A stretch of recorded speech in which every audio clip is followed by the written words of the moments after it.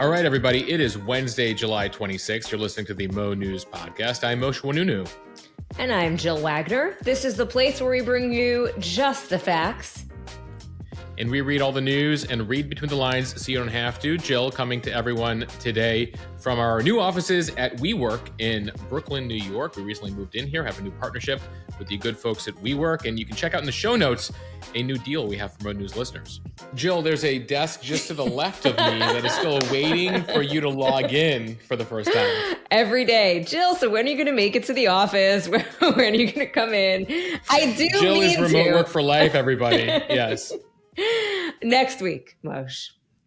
But I understand you have homework at home. Your husband heard the podcast on Tuesday and learned that you've never watched Caddyshack, and I understand that it's led to some issues at home for you. I actually want to read verbatim the text message that I got this morning.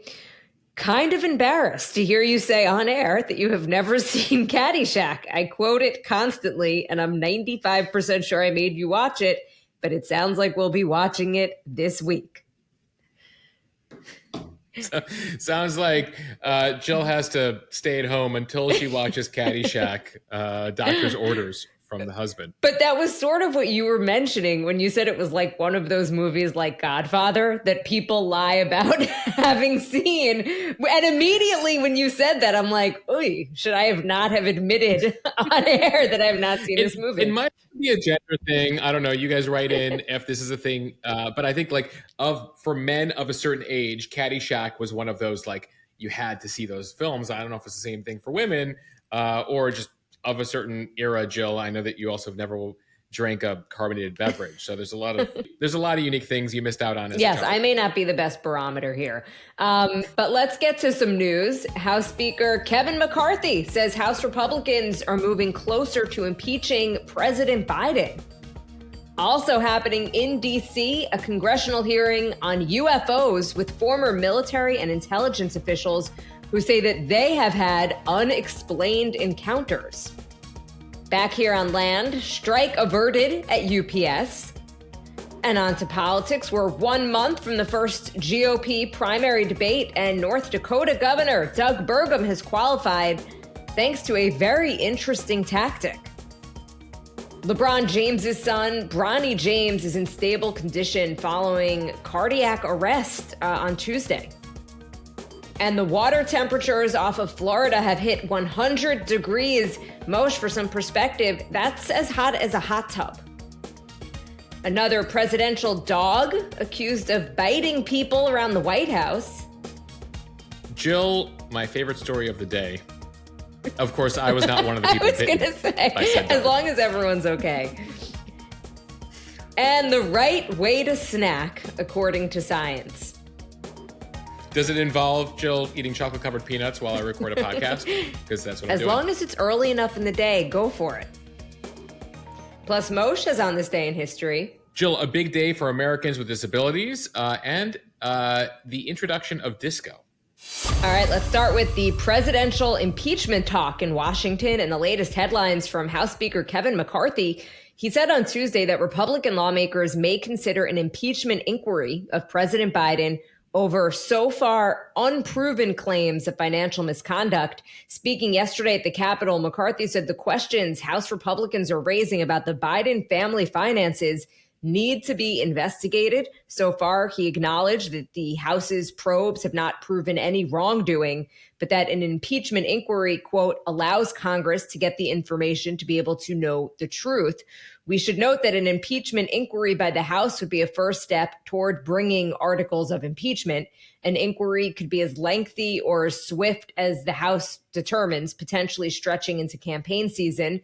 And it is the strongest comment yet from McCarthy on a potential Biden impeachment after the Republican leader sidelined earlier efforts by House conservatives like Marjorie Taylor Greene to launch such an inquiry. Now, with a slim majority in the House, McCarthy faces demands from Trump allies to elevate their priorities. McCarthy on Tuesday not giving a timeline for launching an impeachment inquiry, but again, his strongest comments yet. Yeah, this is something that the hardliners in his caucus with his very slim majority have been clamoring for since they got the House majority after the midterms in January. So to give you a sense for how some of them are thinking, conservative Congressman Ralph Norman of South Carolina suggests that there would be a, quote, uprising against Biden if the House did not move forward with an impeachment. To just give you a sense where the heads are of certain folks in the caucus, Republicans in Congress have been ramping up their investigations of President Biden and his son, Hunter Biden. They're digging into family finances, particularly payments the younger Biden, Hunter Biden, who's just in his early 50s,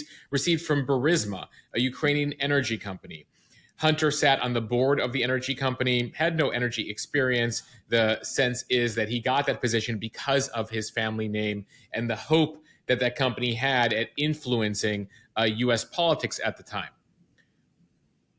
There is a theory, so far unverified, despite years of investigations, that there was a connection here to President Biden. There's an unnamed confidential FBI informant that claimed that Burisma officials back in 2015, that's when Biden was vice president, sought to pay Hunter Biden and Joe Biden millions in return for help in ousting a prosecutor who was investigating the company. This has been the subject of investigations for a few years now, and they have not found any substantiation, any verification that any money went to then Vice President Biden. The Justice Department actually launched a review of those claims in 2020. That was under Trump's Attorney General. That probe was closed 8 months later with insufficient evidence of wrongdoing. Nonetheless, Republicans here continue the investigation. You hear now McCarthy saying there's more here and we should formalize an inquiry. Potentially, it does come, as we've been reporting, on Hunter Biden reaching an agreement with prosecutors related to other matters. He is set to appear in court in the coming days related to a guilty plea related to misdemeanor charges for failing to pay taxes in recent years. He's also expected to face probation on lying on a gun application. Again, Hunter the focus here. Hunter's never served in the administration, but people are trying to link him to his father because in negotiations, he used to claim that, he could get his father to do stuff. Again, no evidence that Vice President Biden did anything for him. Remember, then Biden leaves as vice president in 2017, is a private citizen for 4 years before returning as president in 2021. So something to remind folks is look at the timeline of events here as things pop up. In the meantime, again, you have the hardcore conservatives who've been calling for an impeachment of Biden, along with the impeachment of the Attorney General Merrick Garland, as well as the impeachment of the Homeland Security Secretary Alejandro Mayorkas. And so all those names, they're talking about impeaching all of them. Part of this, by the way, retribution for not one but two impeachments of Donald Trump. Trump very close to a number of those House Republican members. The White House responding yesterday saying, instead of focusing on real issues Americans want us to address, like continuing to lower inflation or creating jobs, this appears to be the issue that House Republicans want to prioritize. Just looking at history here, Jill, until the 90s, there was one impeachment in American history of Andrew Johnson in the 1860s, in the first 200 years. Then, since the Bill Clinton impeachment in 98, you had Bill Clinton, Trump twice, and now talk of impeaching Biden here. So, impeachment was considered to be the worst punishment possible that Congress could bring against the executive. It was something that actually the threat of impeachment led Nixon to resign. But it appears now that at least the impeachment talk and potential impeachment proceedings now becoming relatively commonplace. So this is something we'll continue to monitor and let you know when they actually potentially move ahead here with an inquiry. Something else to keep in mind, the Senate controlled by Democrats, so no conviction possible here, but nonetheless, the House has the power to impeach, the Senate to convict and expel from office, the House controlled by Republicans, and that's where the action would be happening here. All right, Moshe, can we talk about UFOs yet? Something more likely than impeachment, Jill? Depending, I don't know.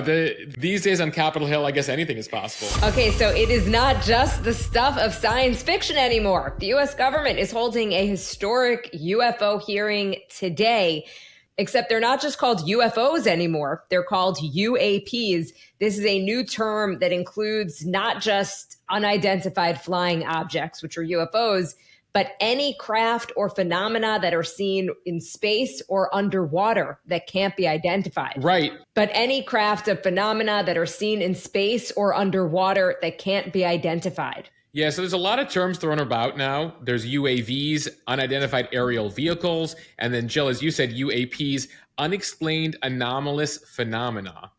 for those of you spelling this out at home. The hearing starts at 10 a.m. Eastern time. And before we even get going, I did include a link to where you can watch the hearing that is in our show notes. As for what this is all about, this hearing is being brought by the House Subcommittee on National Security, the Border, and Foreign Affairs. It's going to focus in part on ways to bring out some legislation so there could be more transparency to UAPs.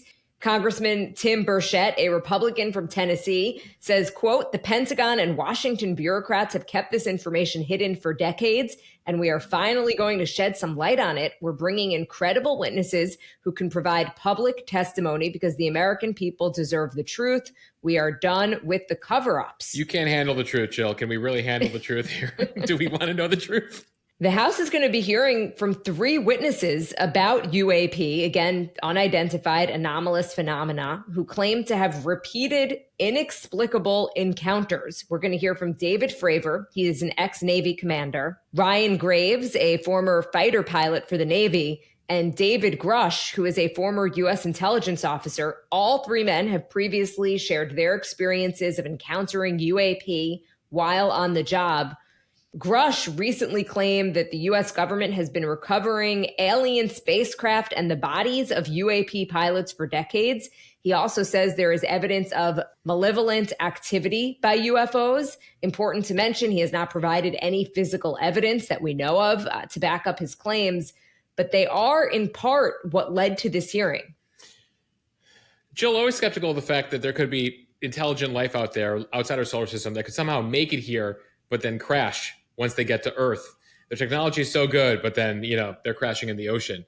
That said, definitely some questions that need answers. There was a time when all of this was thought as conspiracy theories, but this is one area where both Republicans and Democrats apparently are able to work together on Capitol Hill, which is, let's get to the bottom of the whole alien thing. About a year ago, the Department of Defense created the All-Domain Anomaly Resolution Office, AARO, A-A-R-O.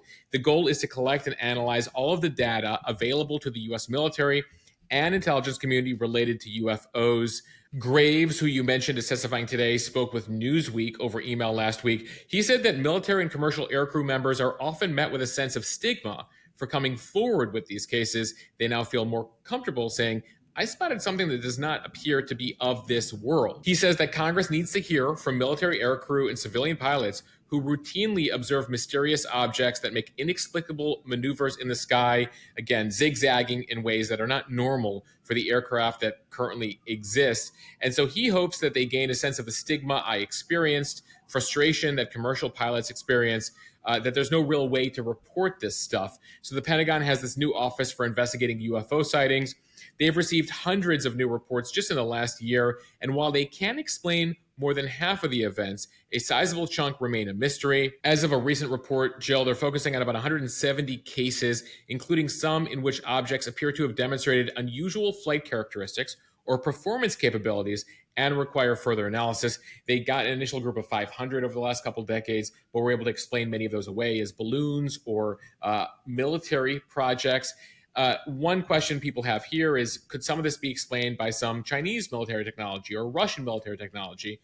That said, even NASA and the Pentagon admit there's some stuff here that we can't quite explain, and we're willing to admit that. And so hopefully we'll learn some more from this congressional hearing today. Jill, one thing I have to say about this, given who just was president, Donald Trump, and his penchant for throwing things out there, taking some classified documents with him, don't you think that would have been one of the first questions he would have asked and potentially put out when he was president? Trump would have just been like, listen, this is the deal with the aliens. Tell me what we found at Roswell, etc. So given that there was no admission during his administration, I've become more skeptical in the last couple of years. Moshe, you make a really good point. So I was listening to an interview that ABC News did with Sean Kirkpatrick. He is the person who runs the AARO, the All-Domain Anomaly Resolution Office, as you were talking about. He said in the vast majority of cases, like you were mentioning, that there is a logical explanation for what caused a flashing light or whatever it is. But he was asked if he believes that there is intelligent extraterrestrial life out there. And his quote was, "I think it is statistically unrealistic to think that it isn't, and that finding it would probably be the best outcome of this job. And I think that's what a lot of us think, right? That the universe, that there's so much out there that why would we think it's just us? Oh, it's so vast, and there's so many solar systems, and there's got to be intelligent life out there. The universe is too grand, too large. My question is, if it was so intelligent and they could travel light years and make it here, first of all, would they visit us? Why are they visiting us? And number two, they're going to come all the way from the far reaches of the galaxy up to places that we can't even travel to with our technology, and then crash. I find that a bit surprising, Jill. Moshe, we'll see what this hearing brings today. I will be watching it all day, and we'll bring you highlights on the Instagram feed today. Okay, time now for the speed read from the Washington Post. The UPS worker strike has been averted for now. UPS and the International Brotherhood of Teamsters reached a deal Tuesday, a crucial step toward averting a nationwide strike that was slated for August 1st. It is seen as a victory for organized labor and especially for part-time workers struggling with inflation. The Teamsters represent about 340,000 workers. This 5-year tentative deal includes $7.50 an hour pay increases for all UPS employees. Plus, UPS will be installing air conditioning units in delivery vans for the first time. It also establishes Martin Luther King Jr. Day as a holiday for workers for the first time. There's now a ban on driver-facing cameras in the truck cabs, as well as forced overtime on drivers' scheduled days off. Many people were surprised by that AC thing, by the way, Jill, that many UPS drivers, as of today, don't have air conditioning, but will now get it as part of this deal. And so the UPS strike averted here, and many people are breathing a sigh of relief because that could have had a huge impact on the American economy, small businesses, and just the ability to get packages. We wouldn't have seen a strike like that in decades. This summer, though, has been marked by a number of high-profile strikes, including that historic double strike that is currently paralyzing Hollywood, the more than 160,000 actors, 15,000 writers on the picket line. In New York City, they had a very high-profile rally on Tuesday, Jill, in Times Square. Bryan Cranston among those speaking, saying they will not stop until they get their demands. Additionally, beyond Hollywood, thousands of nurses, hotel workers, university workers have also gone on strike across the nation this year, often seeking higher wages that have not kept up with the surging inflation, especially in the last couple of years. Altogether, nearly 350,000 workers have gone on strike so far in 2023. That's according to the latest numbers over from Bloomberg.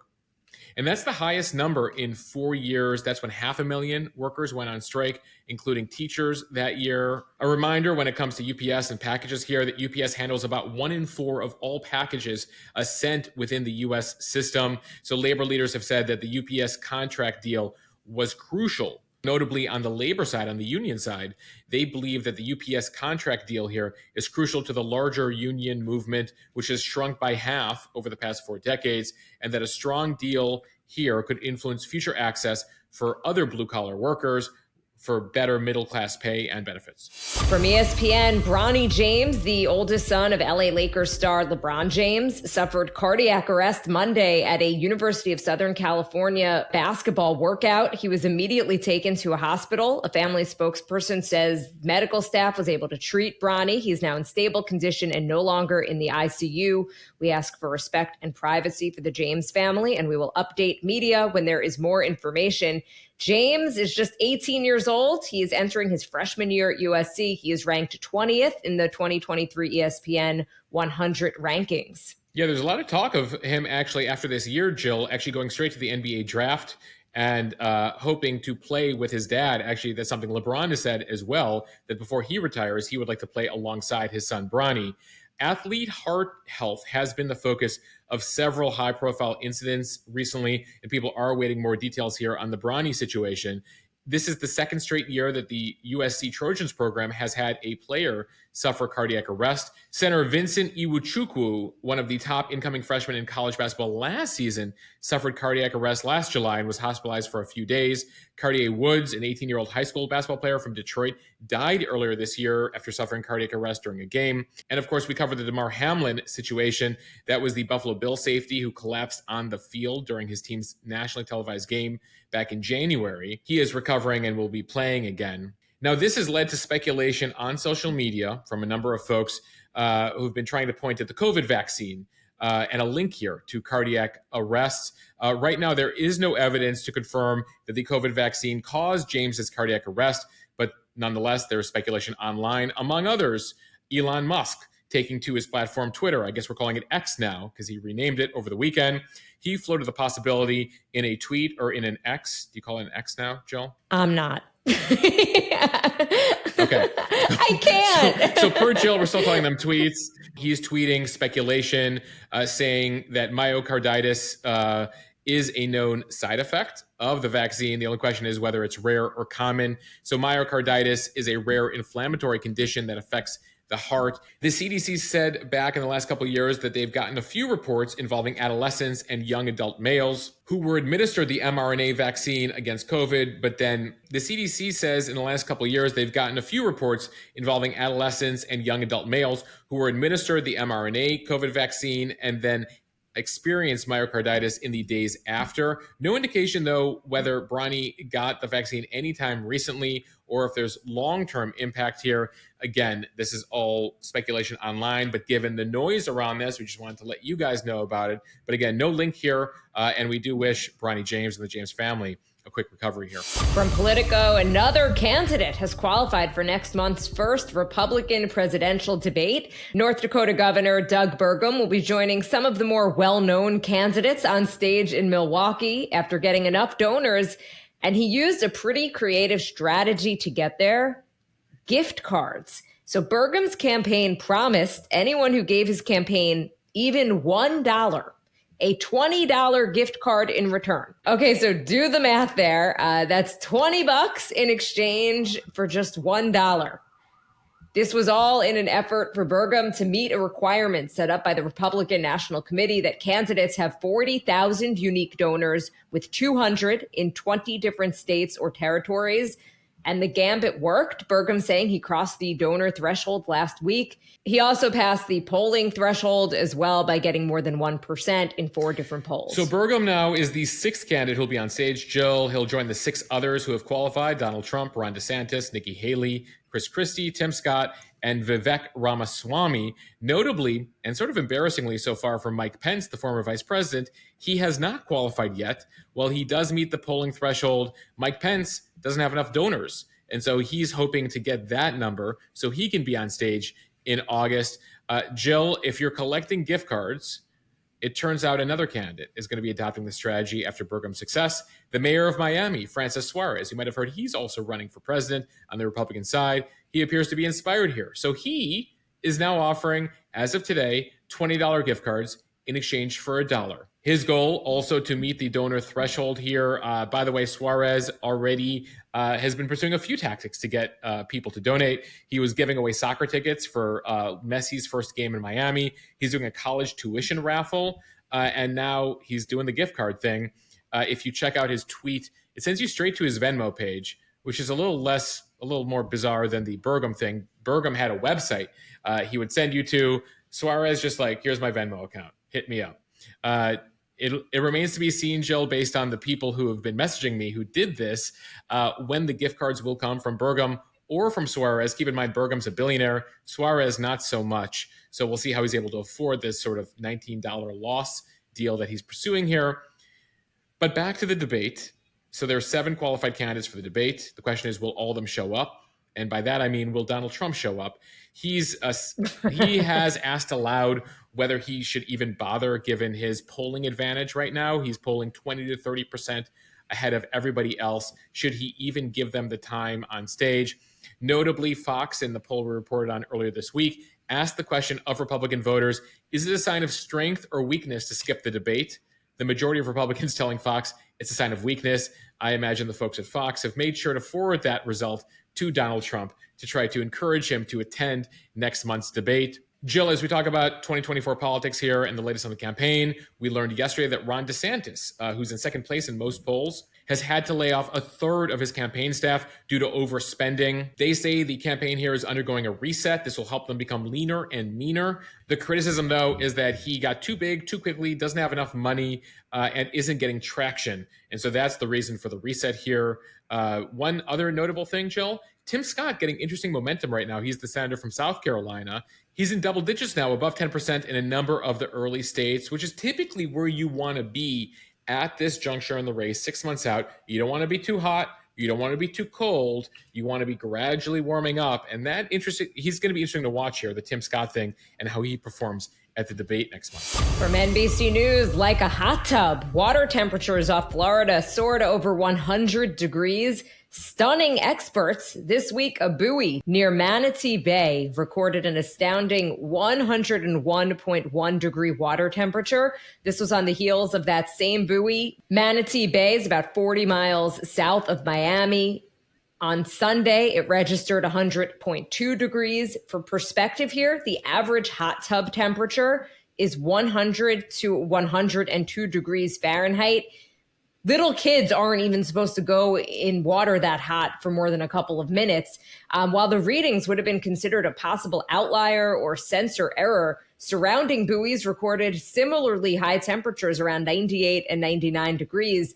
There are a lot of factors that could have played a role in spiking the water temperature above 100 degrees, like air temps, which are in the mid to upper 90s, weak winds across the region of less than 10 miles per hour, really strong sunlight hitting shallow water, which heats up faster than deep water, and silty water leading to darker color, causing more absorption of sunlight and additional heating. Just think of clear water versus murky water as being similar to cement versus asphalt. The darker the color, the more absorption and hotter the temperatures. Yeah, apparently this buoy, Jill, was in 5 feet of water, so pretty shallow and able to heat up quicker than deeper water. But these water temperatures, if verified here, would challenge the record for hottest sea surface temperature in the world.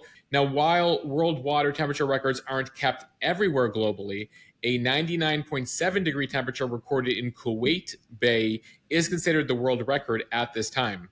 Jill, you mentioned the weak winds. Right now, the weather pattern there is leading to weaker than usual trade winds. Those usually come from the southeast, lead to a sea breeze for South Florida, which helps keep sea surface temperatures in check. Instead, the winds have been coming out of the west, are pretty weak, leading to these high temps. And Florida's not alone here. We have been seeing hot temps in the ocean around the world. The Mediterranean Sea reached its hottest level on record on Monday at 83.1 degrees Fahrenheit. We're also seeing records in the waters west of Peru in South America and in the North Atlantic Ocean, way above normal, almost 20 degrees above normal in some areas off the coast of Nova Scotia, off the east coast of Canada. The abnormally warm waters surrounding South Florida and the Florida Keys are damaging coral reefs. That's one of the real impacts here when we talk about these temperatures. They're bleaching coral reefs. That's where there's a lot of life.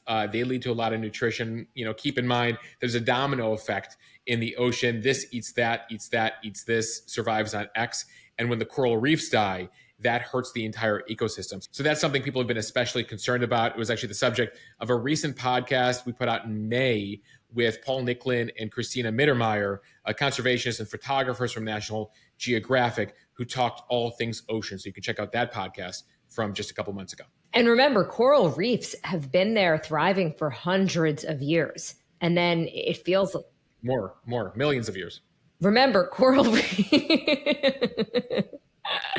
Remember, coral reefs. Hundreds. Yes, Columbus built them in 1492. Remember, coral reefs have been there for literally millions of years in some cases. And then in just kind of like the blink of an eye, are destroyed. And scientists who work on those coral reefs are heartbroken. I was listening to an interview with one of them a couple of days ago, and something that we've talked about, I feel like if you're listening to this and you think, oh, I want to go and experience that water, it sounds lovely.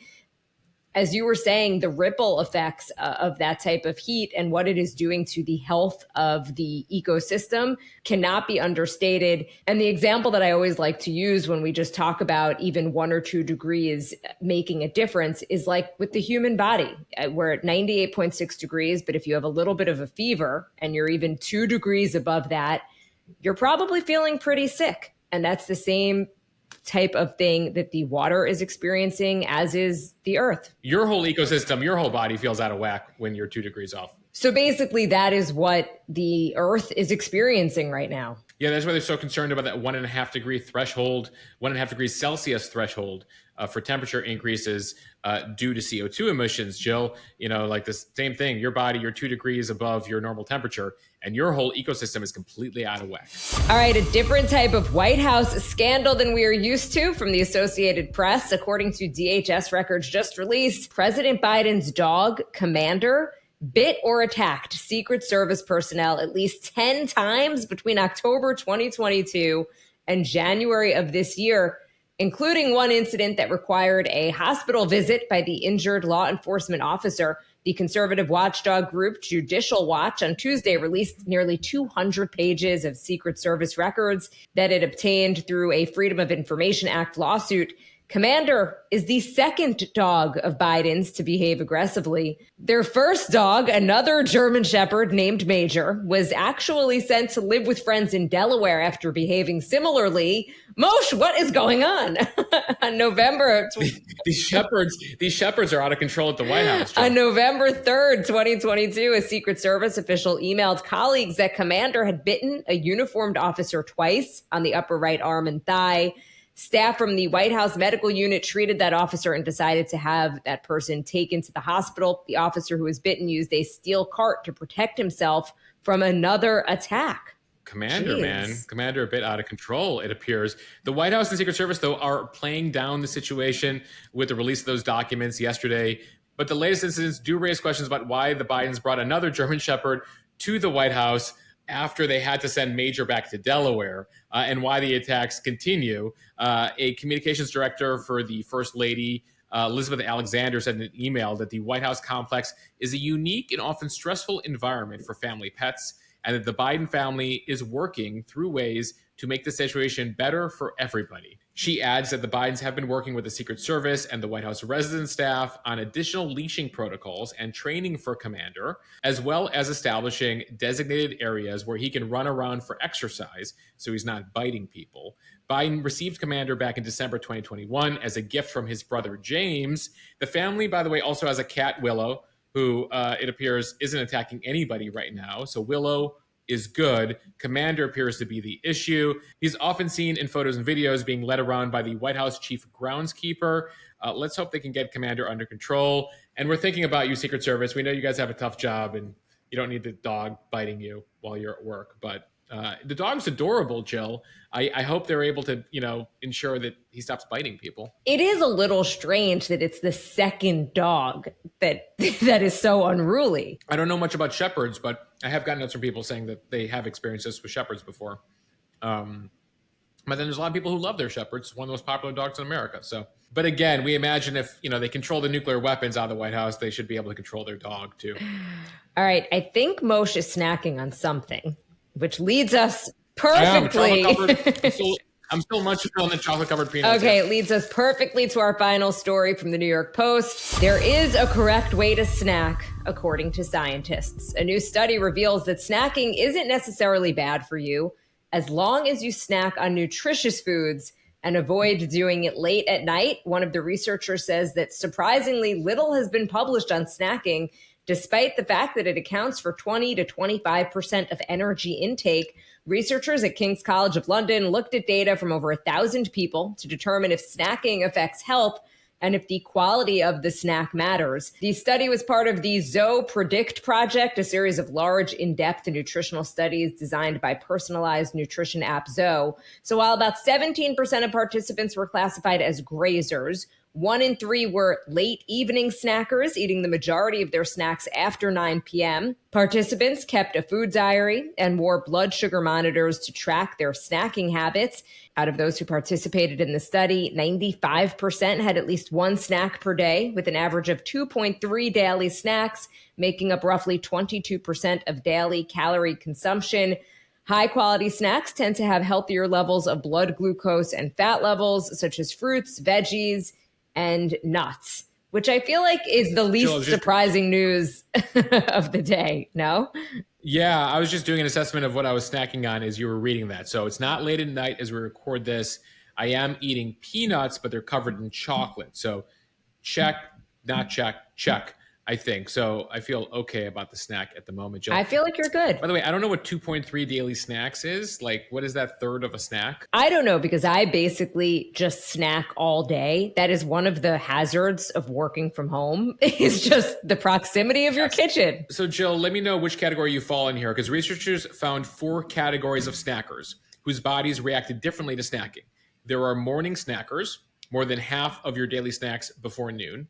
There are afternoon snackers between noon and 6, evening snackers after 6 p.m., and then those with no distinct snacking pattern, also referred to as the aforementioned grazers.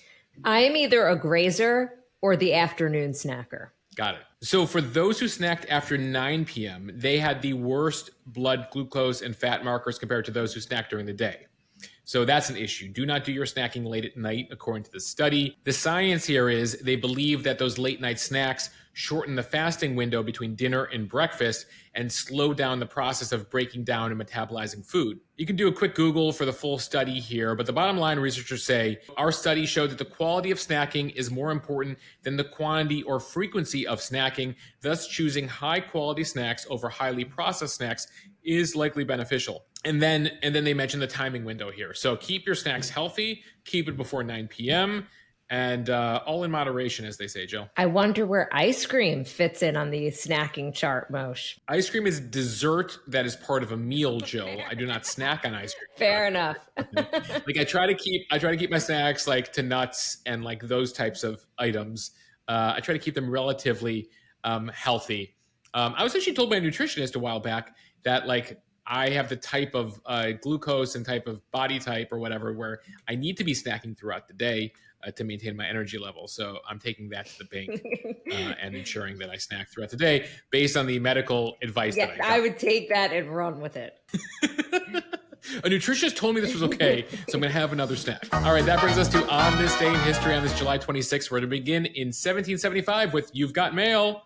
The U.S. Postal Service was established today by the Second Continental Congress. Benjamin Franklin named the first Postmaster General.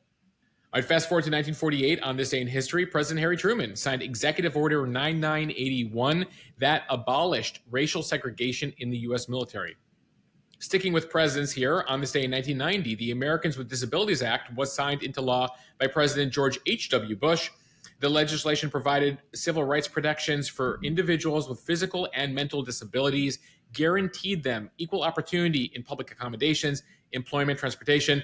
Jill, it was a revolution when it comes to access in this country. And that's something that we all benefit from, all the ramps, all the ADA compliant things that weren't a thing as of a few decades ago. And we end here with a bit of music news on this day in history. Jill, there's no official date here, but there's an unofficial date to the start of disco, and it is today in 1975. On this day, 48 years ago, July 26, 1975, Van McCoy's The Hustle topped the Billboard Hot 100 and Hot Soul Singles charts, simultaneously signaling the beginning of the disco era. Jill, with the debate over when disco started, I think we here at Mo News have decided to go with this date, with The Hustle hitting number 1. I'm comfortable with that. All right, good. Let's fast forward to the 1990s. On this day in history, Boyz II Men released their song, I'll Make Love to You, 29 years ago today, July 26, 1994. Jill, the reason I included this is I still remember my bar mitzvah. It was just a few months after that. And my mother wouldn't allow this song to be played at my bar mitzvah. I was just 13 years old, and she thought the lyrics were a bit adult for our age bracket. Debbie Wanunu, I don't disagree. I respect that decision. I remember a couple slow dances at my friends' parties at the time, but at my bar mitzvah, there was no I'll Make Love to You, for the record. And closing us out here, the Baha Men. Who let the dogs out? Ooh, ooh. A perfect song given the news about Commander, Joe Biden's dog. There's a theme today, everybody. That, of course, is Who Let the Dogs Out by the Baha Men, which was released today, 23 years ago, on July 26, 2000. If you've made it this far, you probably like what you hear. So share this with your friends. Tell them about us. Even if they don't want to listen, it might make you look smart, like you're following what's going on in the news. Our goal is to make you look smart, the smartest person in the room, maybe crush it at trivia night. And don't forget to follow us and subscribe so you don't miss an episode. Review us in the App Store so we can continue to grow. Sharing is caring, as they say, Jill. Share the podcast, Yes. Show you care. We try to give you a range of stories every day. Some people have told me, by the way, Jill, that they feel like following Mo News, whether it's on Instagram or this podcast, makes them a good middle at tables, meaning they can lead a conversation on multiple topics, as in the middle of the table. This was covered in a couple of Curb Your Enthusiasm episodes, where you can conduct the whole conversation, because you can talk about everything from climate change to impeachment to UFOs or UAPs, or what the dog is up to at the White House. Again, so appreciate all of you and your support. Again, share this podcast, let people know. Also, we come to everyone in newsletter form every morning at 5 a.m. So you can go check that out over at mo.news and subscribe to the newsletter. It's free and in your inbox every day at 5 a.m. All right, bye, everybody.